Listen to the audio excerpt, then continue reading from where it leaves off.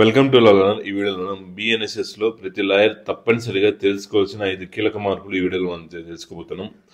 First, ఇప్పుడు FIR digital. ఇక నుంచి ఎఫ్ఐఆర్లు ఆన్లైన్లో నమోదు చేయవచ్చు. జీరో ఎఫ్ఐఆర్ కూడా, అంటే స్పీడ్ పెరుగుతుంది, ట్రేస్ చేయడం సులువు, పేపర్ మిస్సింగ్ అనే సమస్యలు తగ్గిపోతాయి.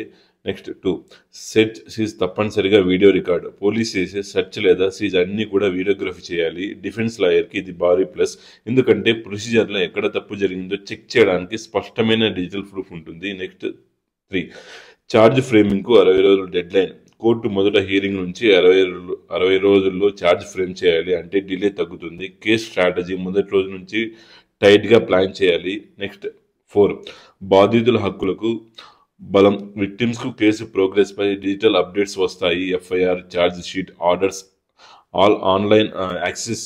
బాధితులకు పారదర్శకంగా న్యాయం చేరే విధంగా రిఫార్మ్ అవుతుంది.